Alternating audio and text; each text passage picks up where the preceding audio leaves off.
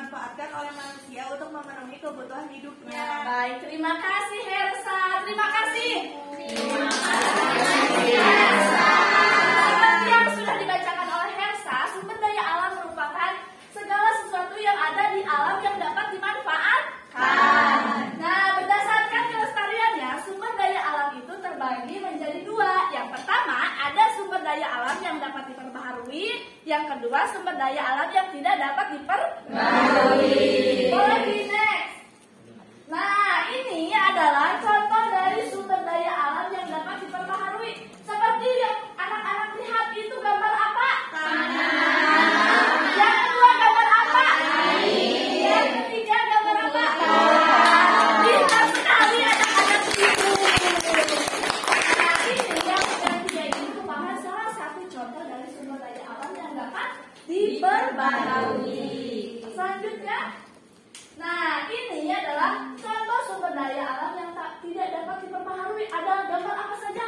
Gas, minyak bumi, timah, batu bara. Dari keempat contoh ini, yang pernah kalian lihat secara langsung yang mana? Gas. Nah, pasti di setiap rumah itu ada gas ya, betul teman-teman? Anak-anak? Betul. Nah, selanjutnya boleh Ibu. Nah, selanjutnya berdasarkan potensinya, sumber daya alam di Indonesia itu terbagi menjadi tiga. Yang pertama, sumber daya alam hutan. Yang kedua, sumber daya alam tambang. Yang ketiga, sumber daya alam maritim. Nah, ada yang tahu sumber daya alam hutan itu ada berapa? Terbagi menjadi berapa? Belum? Nah, karena belum dijelaskan. Nah, yang pertama itu adalah hutan produksi. Hutan produksi itu adalah hutan yang dapat dimanfaatkan untuk memproduksi sesuatu. Contohnya, biasanya kalian di rumah punya lemari? Punya. Itu dari kayu apa? Jati. Betul. Nah, kayu jati merupakan contoh dari hutan produksi. Yang kedua, ada hutan lindung. Ada dong yang tahu hutan lindung itu seperti apa? Betul. Nah, hutan lindung merupakan hutan yang dapat dimanfaatkan sebagai pelindung alam. Contohnya bisa mengatasi erosi, mengatasi banjir, dan lain-lain. Nah, yang ketiga hutan apa? Bacakan. Boleh ke bawah dikit Ibu. Nah, Ibu. Nah, hutan konservasi itu terbagi menjadi dua. Yang pertama, kawasan wisata alam. Dan yang kedua, kawasan pelestarian alam. Boleh di selanjutnya. Nah, kawasan wisata alam, contohnya ada apa itu baca? Suara marga satwa. Yang kedua, cagar alam. Yang pernah ke cagar alam? Pernah. Di mana cagar alam? Di Pangandaran.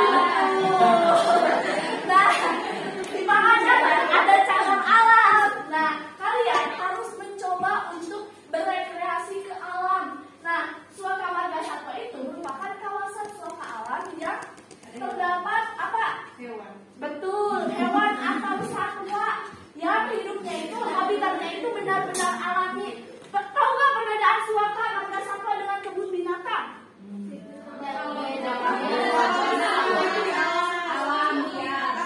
Ada tujuannya. Iya, betul. Dan kebun binatang itu memang dibuat oleh manusia dengan tujuan sebagai pariwisata. Iya, ada kandang yang lihat kandang apa? Ada kandang mobil. Nah, di cagar alam juga biasanya banyak apa?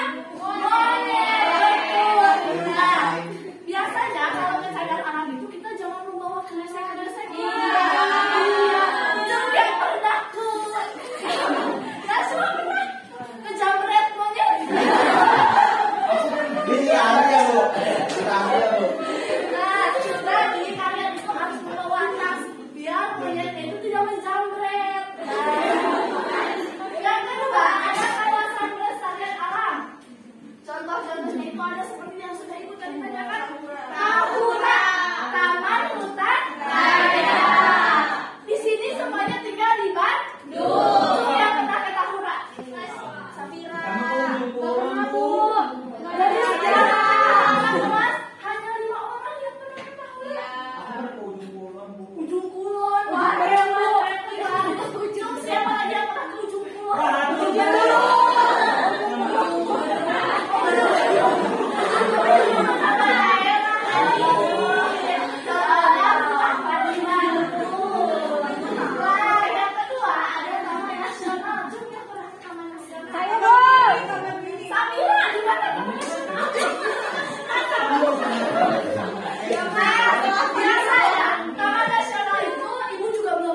Ya.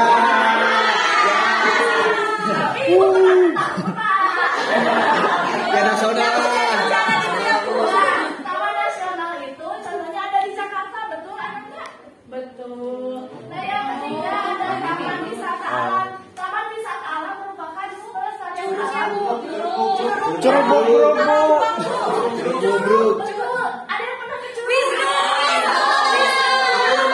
Wisnu ke Curug. Aku memang curug. Berarti kalian yang belum pernah ke Curug boleh mencoba ke tempat wisnu. Ya boleh. Selanjutnya. Nah sekarang selesai sumber daya alam hutan, sekarang sumber daya alam tambang. Contohnya itu ada bahan galian golongan A. Nah bahan galian golongan A itu merupakan bahan galian dengan yang sifatnya itu vital atau dibutuhkan gitu. Contohnya ada minyak bumi, ada apa lagi tuh? Nah yang kedua bahan galian golongan B. Bahan galian golongan B itu contohnya ada apa itu? Tembaga, itu emas batang, perak batang, tembaga batang. Nah, yang ketiga ada bahan galian golongan C. Boleh disebutkan ada apa saja itu? Batu, pasir, batu laut. Biasanya kalian menemukan batu atau pasir di mana? Di toko bangunan. Di toko bangunan, betul. Biasanya batu yang seperti ini biasanya dijual untuk yang di dinding-dinding rumah. Betul. Nah boleh selanjutnya. Nah sumber daya alam tambang ini juga ada batu bara, ada minyak dan gas bumi. Nah proses terbentuknya batu bara itu bermula dari endapan tumbuhan yang mendapat pengaruh suhu dan tekanan. Sedangkan minyak dan gas bumi itu merupakan terbentuk dari endapan tumbuhan dan hewan berjuta-juta tahun yang Lalu. Kalian sudah lahir? Belum. Berarti duluan siapa? Minyak. Betul. Selanjutnya. Nah untuk yang terakhir itu sumber daya alam maritim. Nah sumber daya alam maritim itu sendiri ada perikanan. Nah perikanan ini biasanya dimanfaatkan oleh siapa yang suka menangkap ikan di laut? Wisnu. Ini Bu Susi yang menembak. Nah biasanya perikanan itu dimanfaatkan oleh nelayan. Kalian cuma yang pernah melihat nelayan? Iya di Pangandaran, betul. Pantai yang indah itu Pangandaran. Curang, itu mah promosi. Yang kedua adalah energi kelautan. Nah energi kelautan itu sendiri terbagi menjadi beberapa. Yang pertama itu energi pasang surut. Yang kedua ada energi arus laut. Yang ketiga energi panas laut. Nah pasang surut biasanya ombaknya itu loh. Iya. Nah yang ketiga itu wisata bahari. Wisata bahari ini merupakan aktivitas yang dilaksanakan di pantai atau laut gitu. Contohnya cuma yang pernah berenang. Iya banyak ya. Pernah di Pangandaran layan, betul, bagus sekali. Oh pernah mau?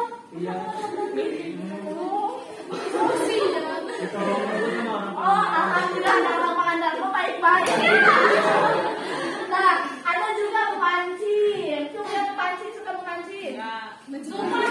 Tapi biasanya kalian memancingnya di kolam biasa ya, bukan di kolam Nah yang ketiga fotografi bawah laut. Yang suka foto-foto Karina tuh harus nyobain fotografi ke bawah laut.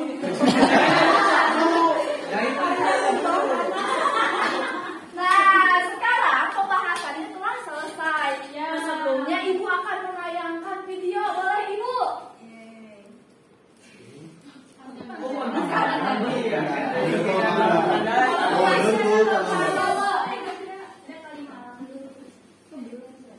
Gak apa-apa dari ini mah musik aja. Nah ini merupakan salah satu pantai Maluk di lingkar tambang emas. Kenapa ibu tidak mencantumkan pantai Pangandaran? Karena ini merupakan contoh yang sumber daya alamnya itu benar-benar mencakup ada tambang dan emasnya. Dan ini sumber daya alam maritim. Jadi ada dalam satu video. Indah banget, Masya Allah.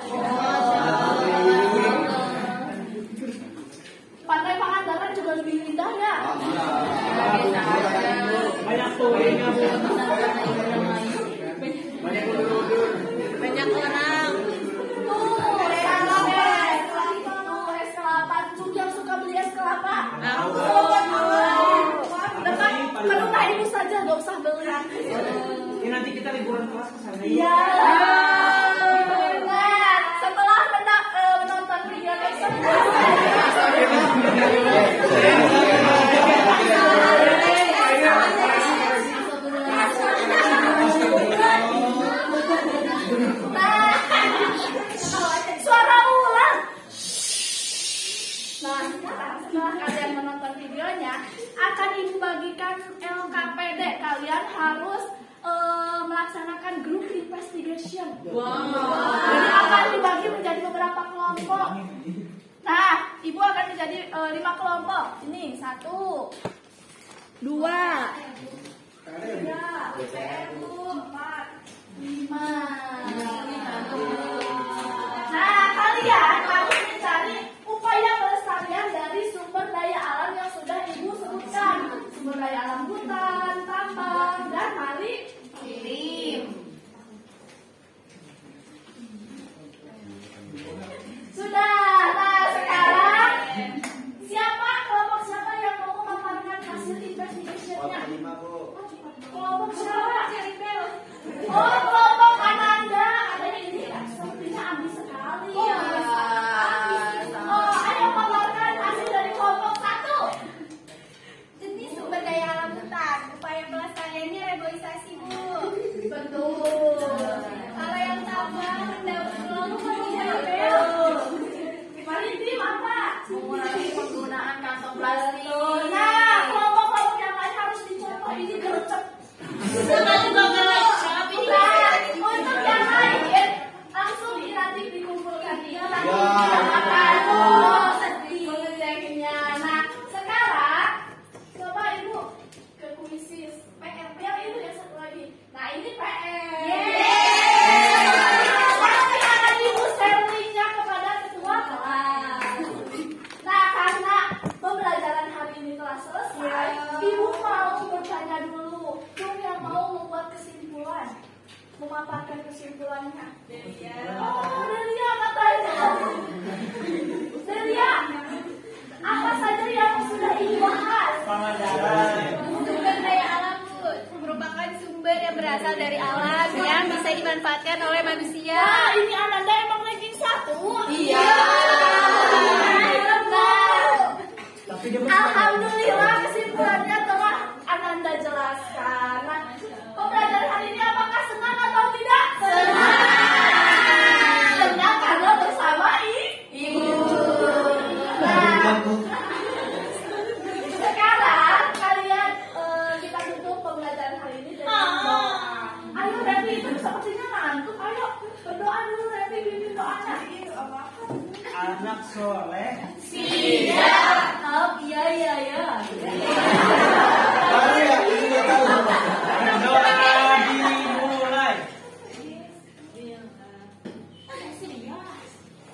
Berdoa selesai ucap salam kepada Ibu Enda.